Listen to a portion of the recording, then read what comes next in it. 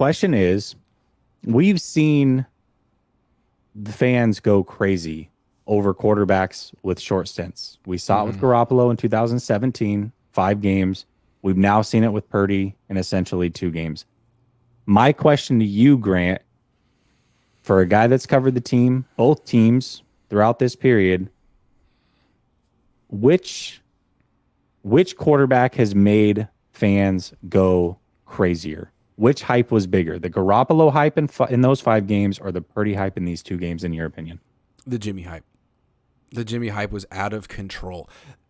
And it's different. Everyone knows that the Purdy story is better. They were chanting his name, but it's because he's Mr. Irrelevant. Literally. He's the underdog story, and everyone's like, man, he's great, but no one's like, he's definitely the franchise quarterback of this team. And he's been putting up amazing, like, he's done stuff that Jimmy didn't do in his first. I mean, this team is in a playoff push, and he's winning games. Jimmy, none of those games meant anything when Jimmy was here. And they didn't score a lot of points when Jimmy was the quarterback initially. They're putting up 30 points per game plus. So I feel people are like, it's fun, but I need to see a little more. If you remember, Jimmy's first start, he beat the Bears in Chicago 15-13. I believe it was 15-13.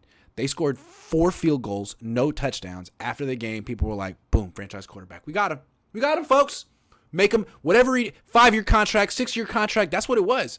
He's the savior, and he proved it. And he was playing at the beginning the way he played at the end, which was just, to me, like, you're going to make that guy the highest paid quarterback in the league? Like, I'm sorry. He's okay. He's decent. That's how I always felt about him. And I felt like I never understood why there was such a over the moon response. With Purdy, like, he's killing it right now. Jimmy was always like, this is impressive. This is better than what was here before. Like, yeah, okay. All right, sure. Anyway, yeah, that's how I feel about it. I would have to agree with you. I think that a lot of people overlooked the major deficiencies that Jimmy Garoppolo was showing during those times.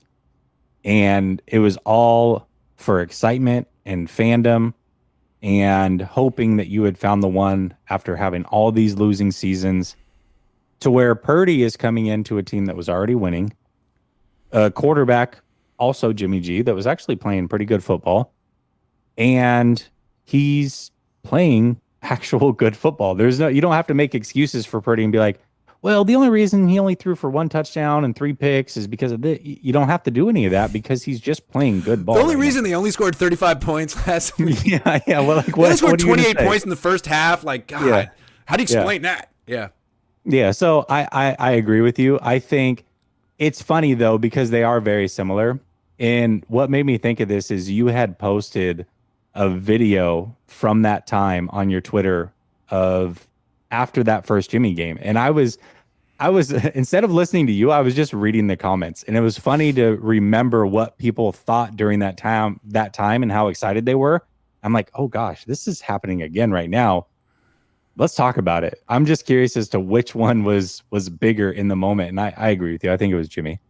Like, Jimmy took over for CJ Beathard, who took over for Brian Hoyer. Like, it was, he just being a competent quarterback was great. I mean, that's all people wanted at that point. Purdy's replacing Jimmy, who's competent and wins. So he couldn't just, be okay. He had to do this, and he's doing it. He had to be extremely impressive for people to, like, look at him as anything more than a product of his surroundings, and he's doing it. So to me, it's more impressive, but he's got to keep it going.